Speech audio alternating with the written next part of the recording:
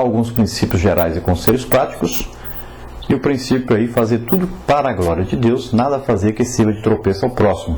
Do contrário, você pode desqualificar-se na corrida espiritual.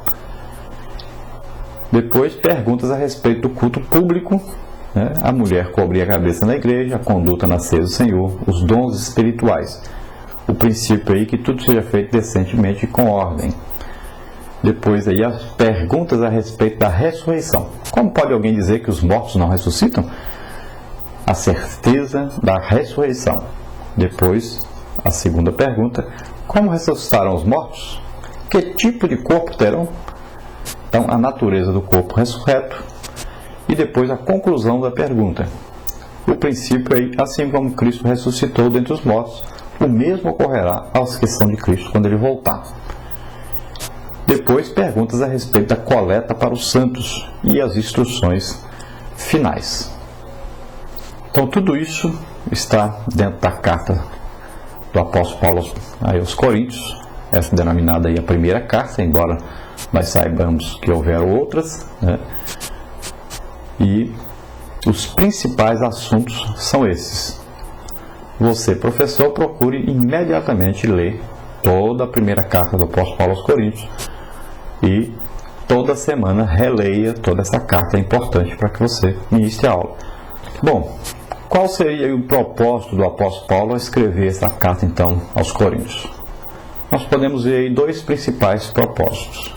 Tratar dos sérios problemas da igreja de Corinto, que foram informados, né? Eram pecados que os coríntios não levavam muito a sério, mas que Paulo sabia que eram problemas graves. Vamos ver aí, problema, por exemplo, como o incesto. E, número 2, aconselhar e doutrinar todos sobre variados assuntos que os coríntios lhe encaminharam por escrito. Isso incluía, então, assuntos doutrinários e de conduta e pureza, tanto individual como da congregação. Então, essa epístola aí trata de problemas que uma igreja experimenta quando seus membros continuam carnais e, claro, não se separaram, então, de uma vez dos incrédulos ao seu redor. Como a cidade era muito famosa, principalmente porque vivia na idolatria, em festas pagãs, era visitada por muitos povos em volta, era um porto muito famoso ali naquelas redondezas e era até considerado superior a Atenas, a capital da Grécia. E por causa desse movimento de entra e sai, pessoas passando, muito comércio, então as pessoas achavam que poderiam fazer todo tipo de coisa errada ali e iam embora e pronto. E a cidade vivia entregue também à idolatria, adoravam deuses e mais deuses, tinham templos espalhados por todo lugar, imagens por toda parte. E, além disso, tinham ali 1000 mulheres prostitutas cultuais, mulheres que as pessoas acreditavam que, praticando sexo com elas, eles teriam uma colheita melhor, eles teriam um comércio melhor, prosperariam por causa disso. Então, era todo tipo de pecado ali cometido naquela cidade. Então, os problemas da igreja é que as pessoas se convertiam, mas achavam que poderiam continuar na prática de diversos pecados. Então, são problemas do tipo assim de espírito de divisão, tolerância de pecado, de tipo de incesto, imoralidade sexual em geral, ação judicial entre os cristãos, ideias humanistas a respeito da verdade apostólica, conflitos a respeito da liberdade cristã. E Paulo também instruiu os coríntios a respeito do celibato, do casamento, do culto público, inclusive a ceia do Senhor e a oferta para os santos de Jerusalém. Entre os ensinos mais importantes de Paulo em 1 Coríntios estão das manifestações e dons do Espírito Santo nos cultos da igreja. O ensino desses capítulos é o mais rico do Novo Testamento sobre a natureza e o conteúdo da adoração da igreja primitiva. Paulo mostra que o propósito de Deus para a igreja inclui uma rica variedade de dons do Espírito Santo através dos crentes fiéis e de pessoas chamadas para exercer certos ministérios. Então, dentro dessas funções, na operação dos dons espirituais na congregação, Paulo faz uma distinção essencial entre a edificação individual e a edificação coletiva, como a assembleia. E reitera aí que todas as manifestações públicas dos dons devem brotar do amor, existirem também para a edificação de todos os crentes. Então, os dons, tanto ministeriais, como os dons do Espírito Santo, como as operações de Deus, todos visam, então, a edificação do povo de Deus e visam também a equipar a igreja. Os ministérios são homens dados à igreja para o trabalho da igreja, para a orientação da igreja. E os dons do Espírito Santo são para a capacitação dos crentes para fazerem a obra de Deus.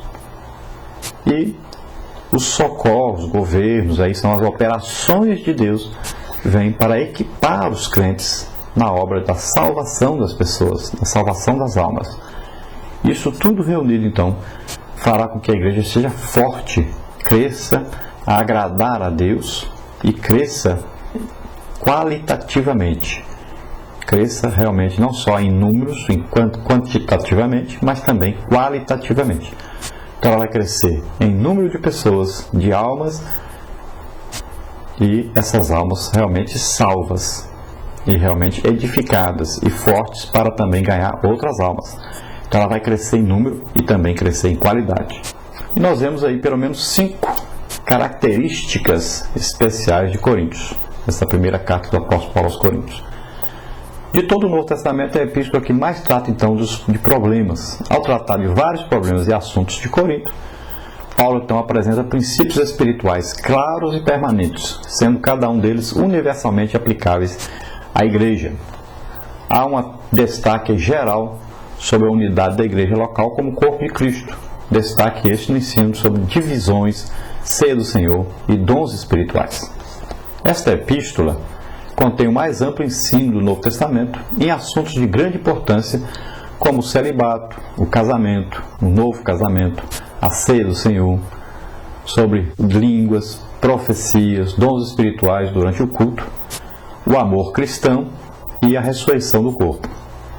Também a epístola é de valor incalculável para o ministério pastoral, então no tocante à disciplina eclesiástica, coisa que está faltando muito na igreja hoje. E salienta aí a possibilidade indubitável de decair da fé. Então, aqueles que persistem numa conduta ímpia e que não têm firmeza em Cristo, certamente perecerão, perderão a sua salvação.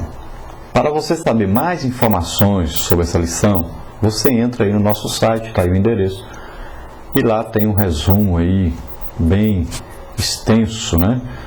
Pelo menos aí umas 15 folhas que você pode imprimir ou ler aí direto no site, que são aí pequenos resumos de cada capítulo dessa importante epístola que nós estamos estudando nesse trimestre.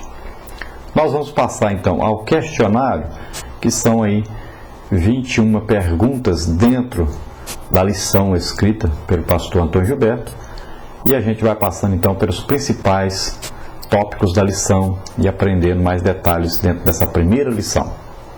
Este questionário é feito então com o intuito de colaborar para que os alunos leiam a lição.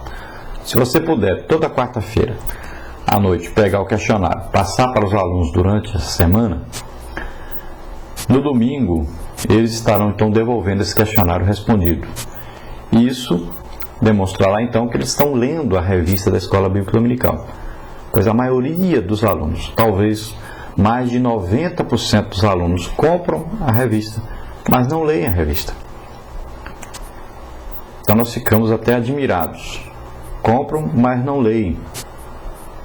Um material tão importante, tão bom, tão útil ao nosso crescimento espiritual, e não é lido.